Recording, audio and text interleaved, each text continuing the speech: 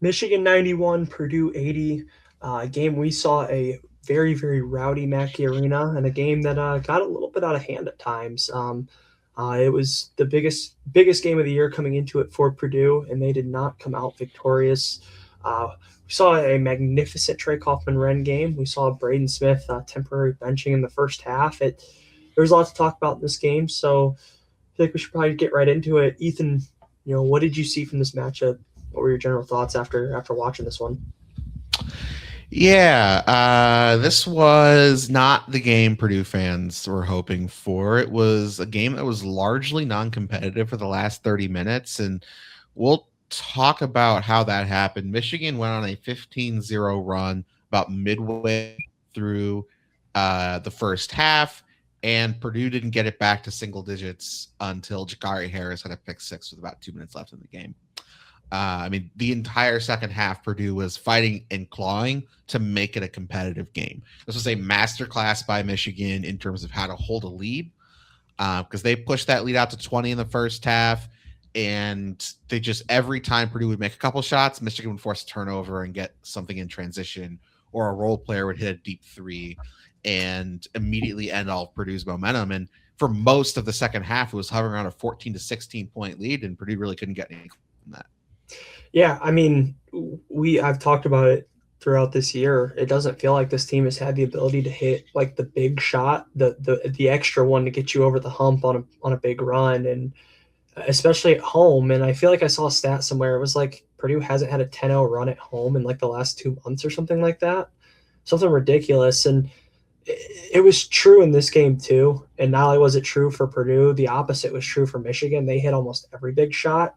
Like Purdue would get a couple buckets. Purdue would get a score, a stop, and a score, and then all of a sudden, Mackey Arena's starting to feel a little bit, and it's starting to come alive, and you'd go down, and even when you force a miss, Michigan would just grab an offensive rebound, kick it out, get another open three, and it'd go in. And I mean, the role players for Michigan off the bench went 6 for 7 from three. That's ridiculous efficiency, and kind of you felt every one of those. Like McKinney had a couple of huge ones. Cheddar had a really big one in the first half. It's really tough to beat this Michigan team when they shoot 56% from three. Like this team shot 13 for 23 from 3-point range, and it's tough to overcome anybody doing that, let alone a team that does everything else so well. Yeah, and kind of the two guys they're looking for to maybe force them to become volume 3-point shooters, and Yaxel Lenneborg and Elliot Cadeau, they combined to go 6 for 12. And then Michigan's bench was phenomenal.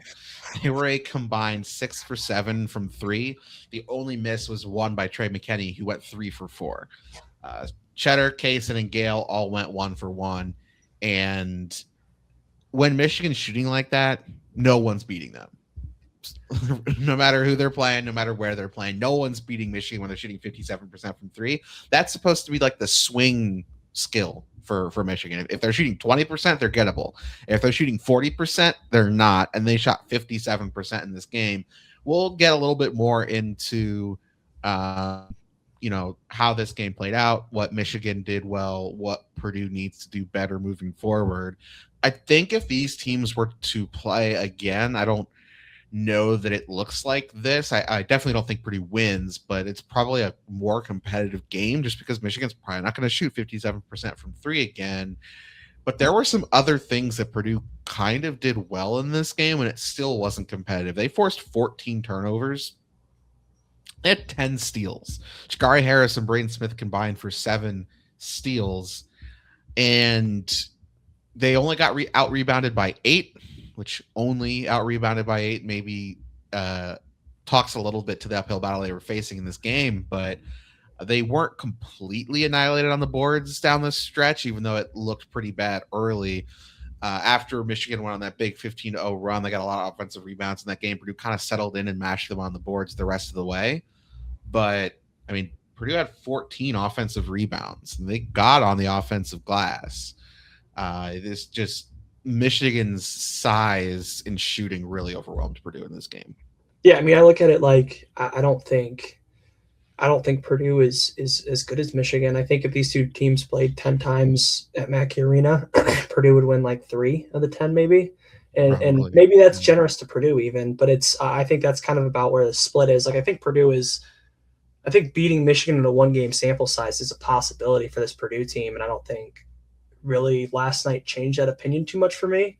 But this Purdue team won't beat Michigan if Michigan plays their A game, and I think you got an A Michigan game. I mean, even the turnovers, they were like a little. I mean, they're barely one more turnover than their season average. They average around 12 and a half turnovers per game anyway. So I think the turnovers thing is kind of just like that's how they play. They don't aren't particularly known for taking care of the ball. Dusty May teams in general aren't really known for that, and that's part of what makes them so unique is how free they move the ball around, and like Mara's allowed to do crazy shit. And like for every bad turnover they have on a pass where like Mara is just throwing it to nobody, he also has an incredible pass where he catches a pocket pass and then is able to throw it around somebody's back for a layup like he did in the first half. That was just an incredible pass. And so like Dusty is willing to live with those turnovers, and I think those would happen almost every game. The really big outlier number to me is just the 3-point shooting.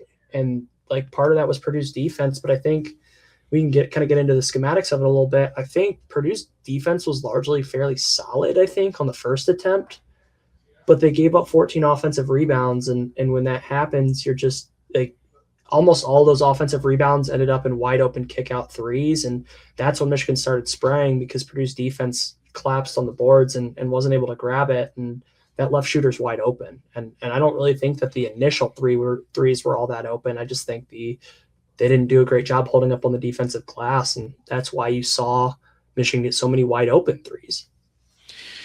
Yeah, Purdue lost this game because they sent 5 guys to the glass every time a shot went up and still gave up 13 offensive rebounds. Like that's just those were some, especially when they were trying to make the comeback in the second half. They get the lead down to like 13, and shot would go up, clank off the rim. Purdue fan would have a hand on the pass and or on the ball, and Michigan would come out with a rebound. And that's that it's tough. It keeps feeding Michigan momentum. Purdue's inability to lock down the defensive glass. Like I said, they did pretty well on the offensive rebounding end, but they also missed a lot more shots than Michigan did. Michigan had 26 defensive rebounds to Purdue's 17 defensive rebounds. Michigan didn't miss as many shots. When they did, they got a higher percentage of those shots back. Yeah, and I mean, I also think that like to some extent there were a few times Purdue did grab some offensive rebounds and they didn't end up as threes, or the three didn't go in.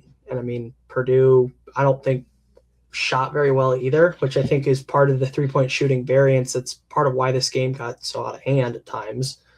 But to some extent that was schematically. Like I think a lot of the threes that Michigan ended up hitting were open, like I said, and a lot of them weren't really the fault of the defense. But when you send 5 guys to defensive glass, you have to come down with the rebound, because Michigan was sending like 3, and that led to guys like Yaxel being open, guys like Trey McKinney being open on offensive rebounds, guys like Elliot Cadeau being open on offensive rebounds, and it led to guys spraying threes. And that's where you saw. I mean, the difference in the game, really, in my opinion, was that like I think it was like a 17-0 run or something in the first half.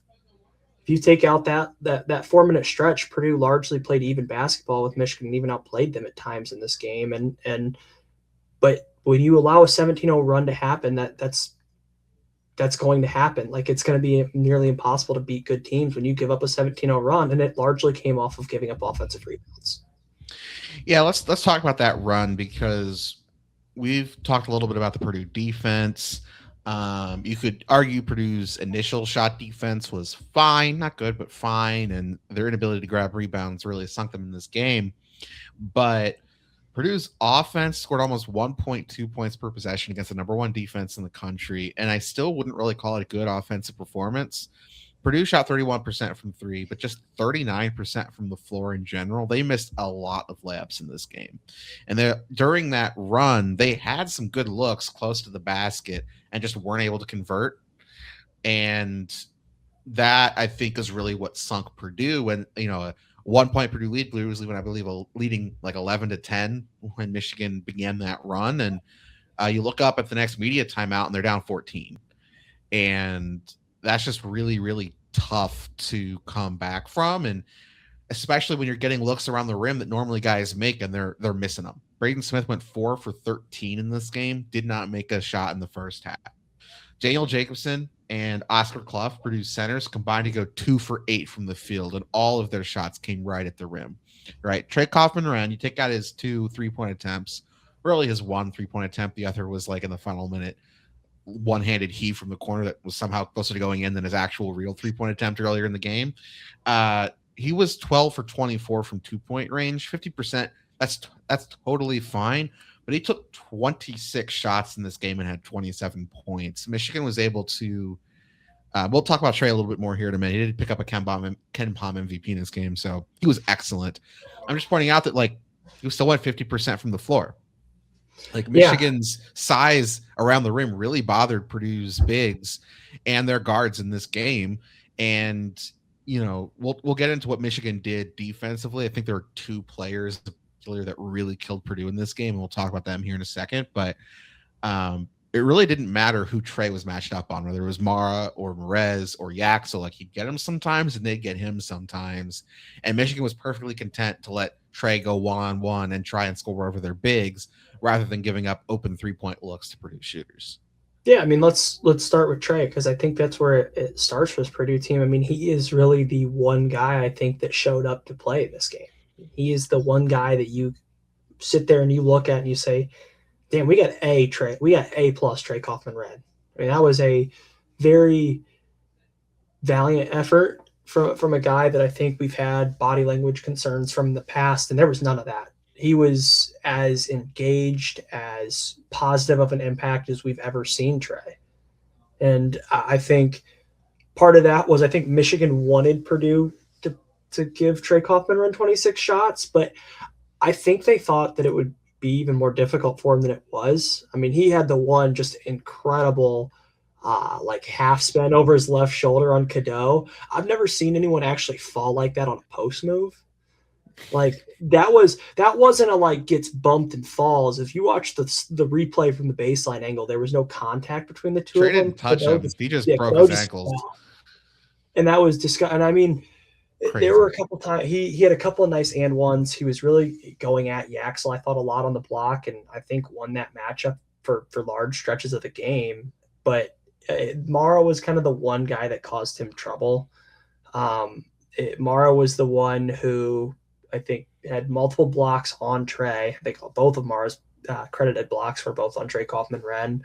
And even the two, besides the 2 blocks, there were several shot attempts that Mara altered on Trey just because he was 7'3" and he had a lot of length right by the rim, and Trey was having trouble getting that right hook shot over a 7'3" guy. I mean, it's tough. But I think largely he was a dominant rebounder, and you saw A+ Trey Kaufman-Renn in this game.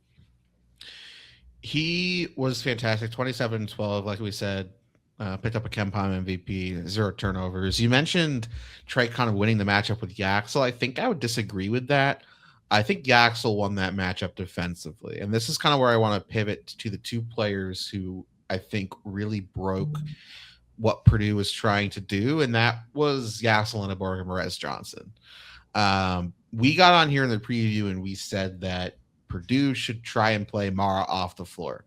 Matt Painter and the coaching staff seemed to agree.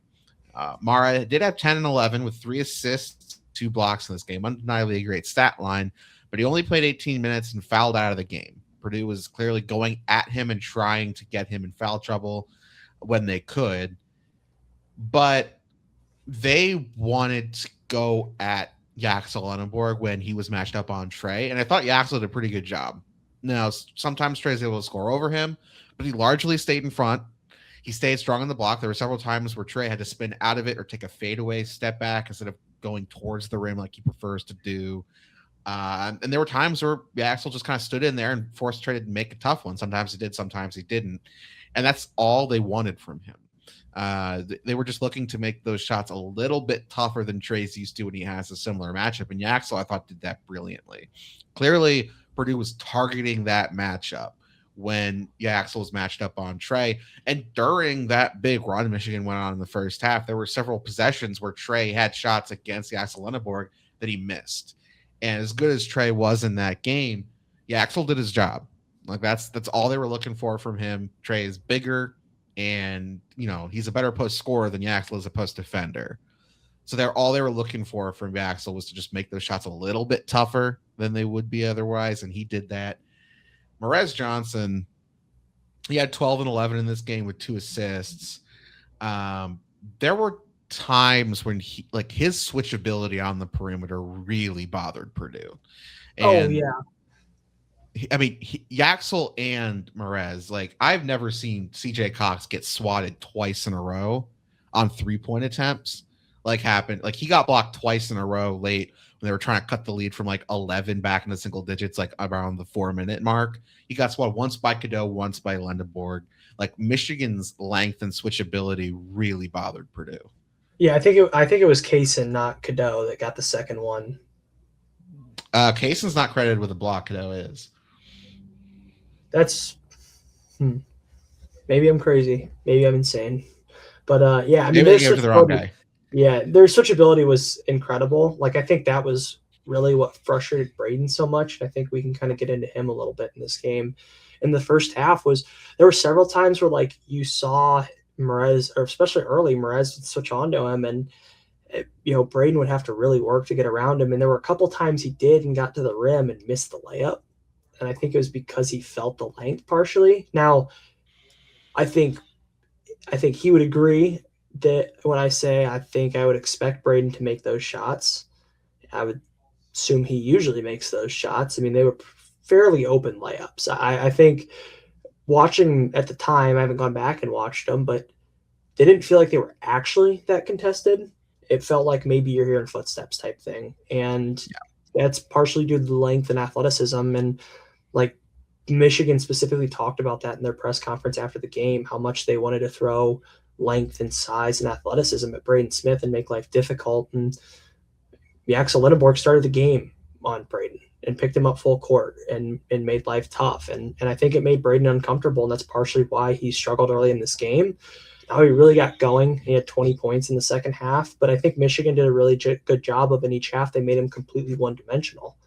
He had 5 assists in the first half. He had 1 assist in the second. So even though the scoring picked up, the winging the ball around, getting other guys involved wasn't really there, and that was partially due to guys not making shots, but also partially due to how Michigan was able to limit his impact. Yeah, it might be one of the more deceptive 20-point performances you'll see, especially for a guy like Braden Smith. He had 20 points, 10 for 10 from the free throw line. He went to the line in a 1-and-1 3 times. One was on a rebounding foul. There was some hand check stuff. He got to the line in the last couple of minutes, a couple times, and was attacking the rim, and the game was basically over. And Purdue was doing their last gas. There's 45 seconds left. Let's see if we can cut this back to single digits kind of performance. He was 4 for 13 from the floor. He did hit 2 threes. He had 6 assists to 3 turnovers, 4 steals. He really gave it his all on the defensive end. The issue with Braden in this game, and this is something I texted you about during the game, he looked spooked in the first half to the point where he actually got benched. And we can talk about whether or not that was smart, but during that big run Michigan went on, Braden had several opportunities to attack Ade Mara in drop coverage where he's coming around the screen. The defender who was on him went over the screen to prevent the 3-point pull-up. He's in that mid-range shot that he just loves. Mara's a few steps back in the lane, and he just doesn't take the shot. He tries to pump fake, and then Mara closes out on him, and now he can't get the shot up over Mara, so he has to pass out of it.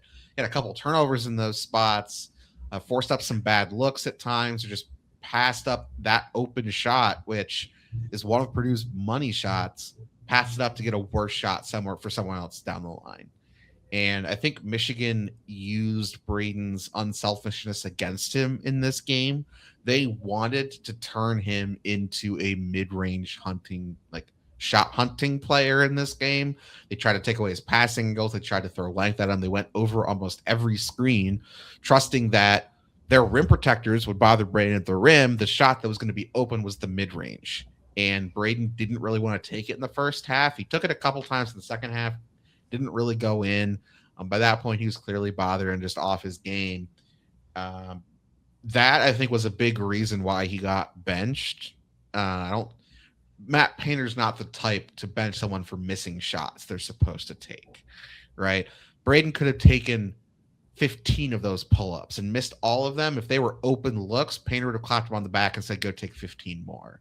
He was Right. mad because Braden wasn't taking them.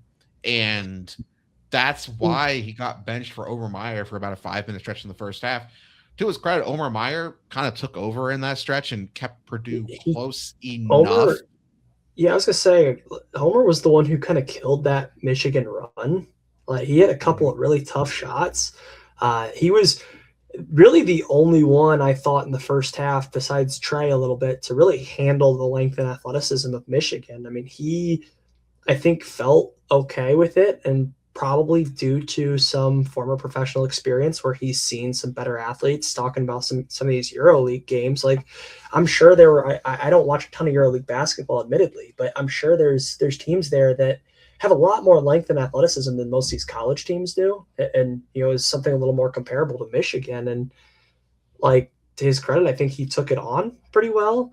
Obviously, it always is going to look better when you hit the shots, but I mean, the confidence to take those shots. I think there was a possession where Merez switched onto Omer, and he handled Merez fine, got past him, then had this gorgeous like one-handed finger roll float shot over Mara from about 5 feet out to score, and just an incredibly difficult shot. And it was kind of refreshing to see a guy in Omer handle that so easily. And I think that played into the decision to sit Braden for a couple minutes, because I think had Omer come in for his scheduled 2 minutes, been a disaster, turned the ball over, missed shots, not handled the length, not handled the athleticism, not handled the pressure, I don't think you feel like you can sit Braden.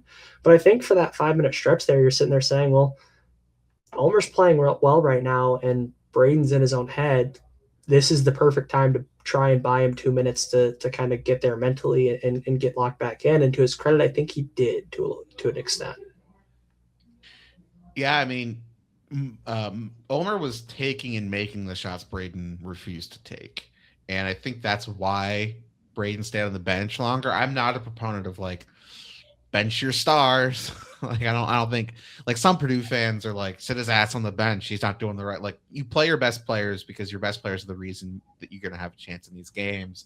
But Braden wasn't taking shots that he needed to be taking, and he was clearly bothered in his own head, like you said. And Meyer was scoring, and he's really the one who, like you said, ended that Michigan run and kept Purdue like it was a 16-point half Attached, not attached. Like close, but attached. he like kept Purdue like theoretically in the game, right? And that big, and Purdue had a chance in the parts of the second half to make this a single digit game. They really couldn't do that. But they only had a chance because Omer came in and made some really tough shots over Michigan's length. Let's talk a little bit about some of the other Purdue players. I mentioned Purdue's centers, both of which were largely a disaster in this game. Oscar Clough had 4 points, 3 rebounds, 2 assists, a very fun steal, and one he actually did convert into a pick six this time, unlike last week. Jacobson had 2 points and 3 rebounds and 2 blocks.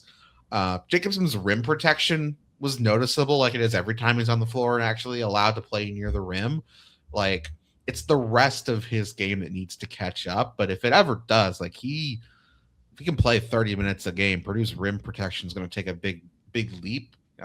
He had 2 big blocks in this game, but other than that, they didn't really play him at all in the second half. He did start the second half. Clough had 3 fouls, and Painter always auto benches a guy in the second half if a guy has 3 fouls going into halftime. But other than that, he really didn't play at all.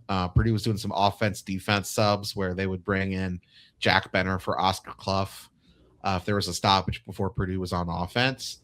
And Benner only played 9 minutes, which feels a little bit weird. He was only 1 for 4 from 3, so it's not like he was making a bunch of shots. But Michigan, part of the reason Michigan was able to prevent so many open looks from three is because Purdue was playing two non-shooting bigs. And I think Painter was trying to open up the floor a little bit, even though that sacrificed some rebounding, and maybe play against Michigan's size by having Benner and Trey out there together in the front court. I think I actually would have liked to see Benter more and gone small a little more, because I do think that even in the short time they did go small, I don't think they really got killed that badly on the glass by Michigan. Like, it definitely wasn't any worse than it was the rest of the game. That's for sure. And I think that the offense was better. And maybe I'm wrong, and maybe this is just because I only watched the game once thing. I came away, I thought Jacobson was better than Clough, and maybe that's the wrong takeaway. But I didn't think either was great. I didn't think either was like downright unplayably bad. But I think the limitations that this team is looking at are largely because this team failed to get a massive upgrade at the five spot. Because even though Clough, the player, is a pretty big upgrade over first, his fit with Trey Kaufman-Renn in the long run really doesn't make it that big of an upgrade, I think. And that's largely why this Purdue team doesn't feel significantly different from last year's, I think. I can pull the receipts on this. I was not excited when Clough first announced his transfer to Purdue because this was exactly what I thought might happen. I thought this was a really clunky fit. I was really hoping we would be able to get Magoon Guath from San Diego State. He ended up going back to San Diego State. Now, he might have been even worse than Oscar Clough. Who knows? He certainly hasn't carried San Diego State to great heights this year, but that was my concern with Clough and Trey, is that you have sort of two ground bound, like, elite footwork under them post scorers at the center position. Now, Clough was supposed to be far and away our best rebounder. Ironically, that's been Trey this year, who's taken his game to new heights in that respect. But the idea was someone like Daniel Jacobson, who can a little bit more mobile, stretch the floor a little bit, offer rim protection that Clough doesn't offer, right? Sort of play under the rim on defense and play on the perimeter on offense, let Trey operate in the paint. That was supposed to be the ideal version of a Purdue center. And of course, Jacobson wasn't ready to be given the keys to the starting job, so they had to go in and get someone else. But yeah, I was skeptical Clough would be a good fit. And ultimately, I decided, I'm not going to overthink this. He was the best big in the portal. He should be a massive upgrade at the, rebounding. It's like, don't overthink it. This is a good get, which I still think is largely true. But it was interesting to see, Painter prioritize Clough over maybe some other portal options could have gone after at the center position. Of course, hindsight's also 2020, and Painter has talked about his skepticism that Trey would be any better rebounding this year. In fact, after the season, the story goes that Trey went into Paint's office and said, "I'm going to be a better rebounder this year. I'm not going to do that again." And Painter's like, "Yeah, okay." Like, he hears that sort of thing from players all the time, I'm sure, of like, "Oh yeah, my massive weakness and the reason we lost a bunch of games last year, that won't be an issue next year, coach. I'm going to fix all that." But in this case, Trey did. I think if Painter knew that going into the offseason, like, he knew that Trey would score 27 and 12 against the best front court in the country. Maybe he prioritizes something a little bit different in the portal at the center spot. Yeah, I tend to agree. And I think I'm getting closer and closer to to being okay with just letting Jacobson kind of work through some growing pains, and like seeing in this 5-game stretch if you can turn him into like a really positive 20 minutes per game come tournament time, because I do think that it would give a different look to this Purdue team that I think with all of a sudden you have a little bit of something in the front court at the 5 spot that's unique and brings a different aspect that this team didn't have last year in the rim protection. Just because I think at this point it's pretty clear that Clough's rebounding isn't really there against some of these elite front courts. I mean, he struggled against last night against Michigan, and like there were several times where he was in position for a rebound and Merez just outjumped him, or Mara just was taller. And I fear that's going to become a trend when he matches up with good front courts, and it has kind of become a trend because he's not a great leaper. He's, I say, only 6'11", but in the scheme of non-bouncy centers, 6'11" is not that big in Power 5 basketball. And at the end of the day, if he's not a pretty plus rebounder, he's not really doing anything that Purdue needs him to do, and he's a pretty big hole at times defensively. And so I think it'll be interesting to see how this Purdue team morphs his role going forward. And I kind of would like to see DJ, even if there are some growing pains. It's an interesting conversation because Clough has dominated some of the smaller front courts in recent weeks, right? Like he was phenomenal against Nebraska.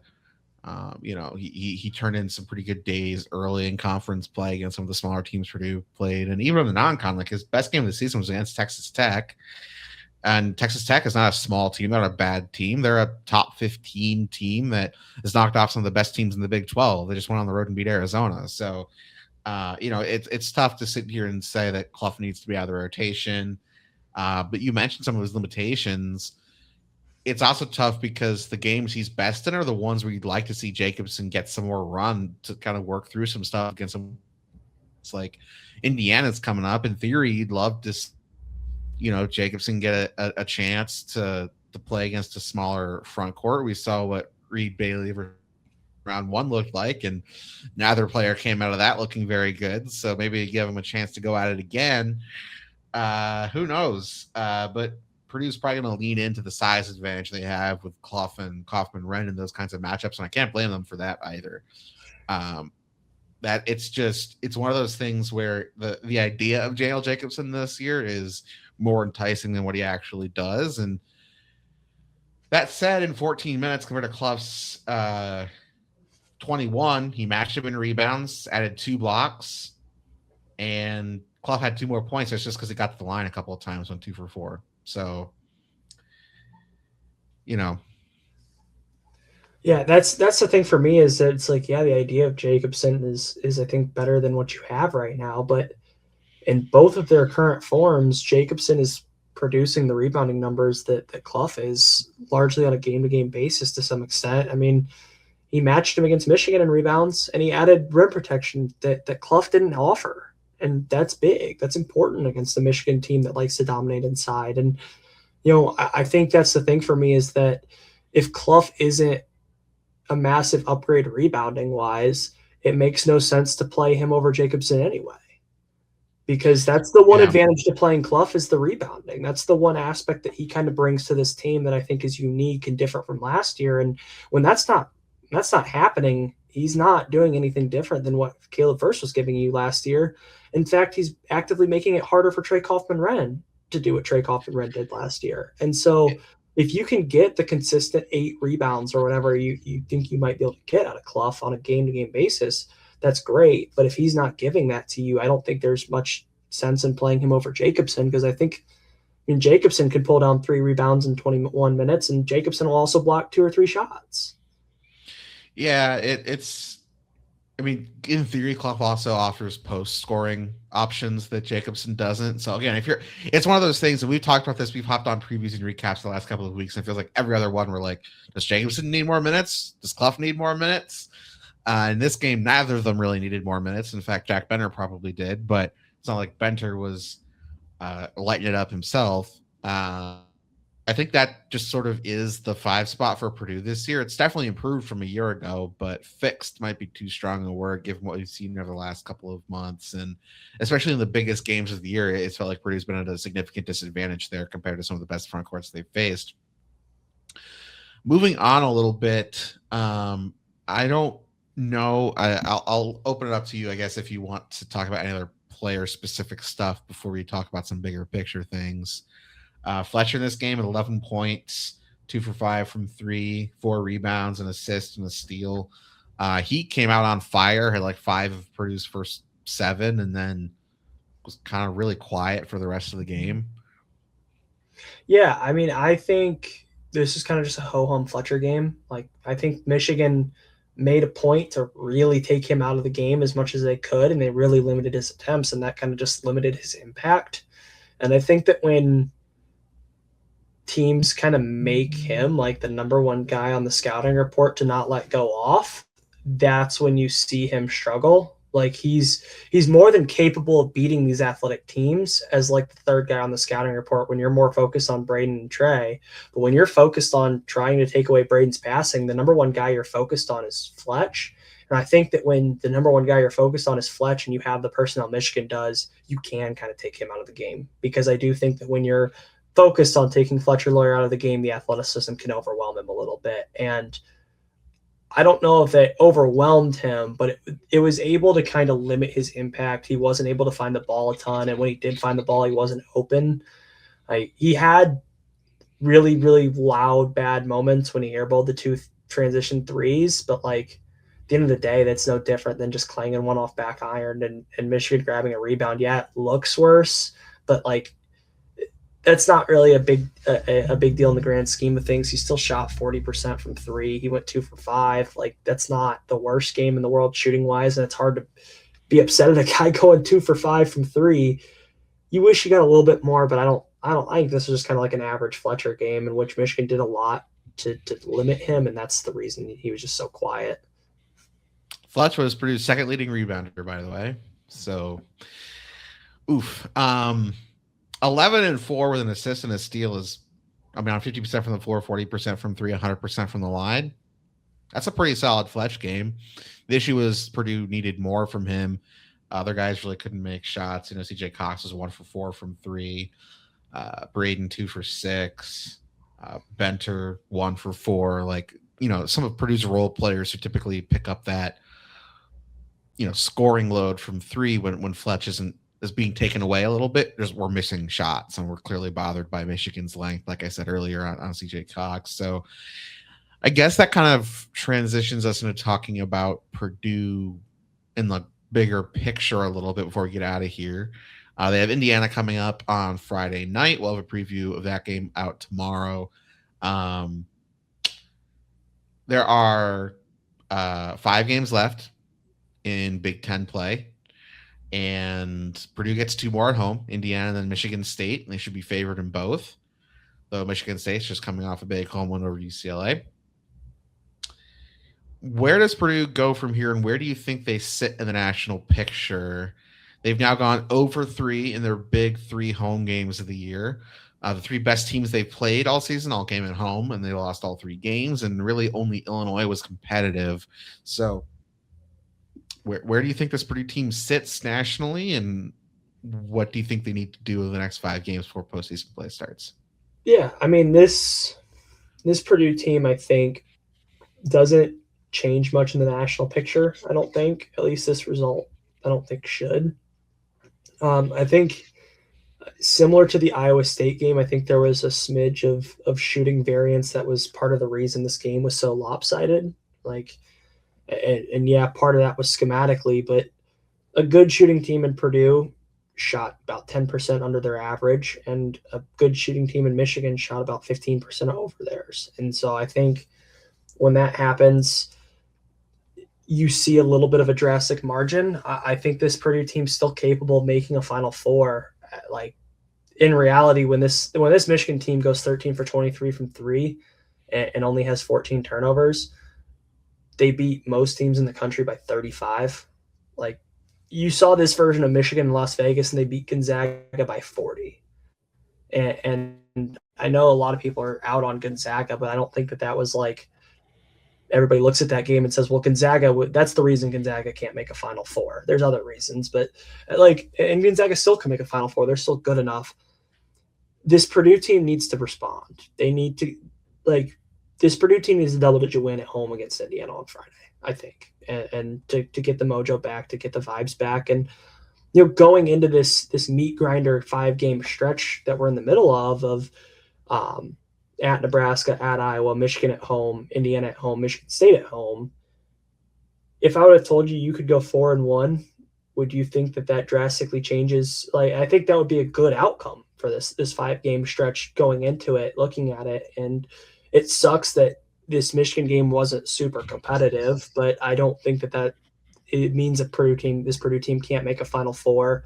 I don't think it means that this Purdue team couldn't win a national championship if things break the right way. I mean, March is a funny a funny thing, and things happen in that tournament. The best team last year metrically was Duke, and they lost in the Final Four to Houston. They didn't even make it to the national championship game. So I think Purdue needs to respond, but I this doesn't really like this loss doesn't really raise up any red flags or like I already viewed Purdue as like a second, like on the second tier of contenders, and you know they're not a heavy favorite to win the national title anyway, and I think that's why this game doesn't really change that too much for me. I'm with you on that. I think Purdue, before the game, I had Purdue about the eighth best team, seventh or eighth best team in the country, and they're probably still the seventh or eighth best team in the country. I think they're one of the teams capable of beating a team like Michigan or Arizona or Houston on any given night. Going over 3 at home against other national title contenders is pretty concerning, though, when projecting towards March, where you're probably going to need to play 3 or 4 of them in a row to win a title. It's why this team, I think, can make a Final Four. I question if they can win a national title. I think if you're looking at a team that's probably going to get a 2 seed, if they lose 2 or 3 games on the stretch instead of just 1 or 0, they're probably down to a 3. Um, but as like a 2 or a 3 seed, they're going to have to play all of like these teams down the stretch of the NCAA tournament if they want to win a national title. Like we got a bracket matrix right now and look at the teams Purdue might be facing the Sweet 16. Right now they're still projected 2 seed. That the Michigan losses are going to change that, but the teams on the 3 line are Nebraska, Florida, Kansas, and Texas Tech. Purdue's beaten 2 of those teams, right? So maybe they could win that game and get to the Elite Eight, where they'd be facing Michigan, Duke, Arizona, or UConn or Houston, right? And if they win that game and make a Final Four, then they'll be playing another one of Michigan, Duke, Arizona, UConn, or Houston. And if they win that game to play national title, they'll play a third of Michigan, most likely at least, right? Those are the kinds of teams Purdue's going to have to go through. Maybe one of the 2 seeds like Iowa State or Illinois breaks through, and it's a rematch in a game Purdue already lost at home. And that's kind of why I think Purdue's weaknesses this year are going to keep them out of like the serious national title contenders when the bracket's revealed and people are making their title picks. I think Purdue will probably be a semi-popular Final Four team. I don't know how many will have Purdue winning at all because they've kind of proven that in favorable home matchups against the truly elite tier of title contenders, they've been a step worse than those teams. And I don't think anyone would have been happy with that going into the season. Yeah, I think that Purdue is just when it comes to the national title picture is just a lot more matchup reliant on like making the Final Four, and like they're a team that I think like I'm looking at Michigan and I'm essentially penciling them into the Final Four because I think that they're the matchup issues they cause for every other team outweigh the matchup issues you could cause for them.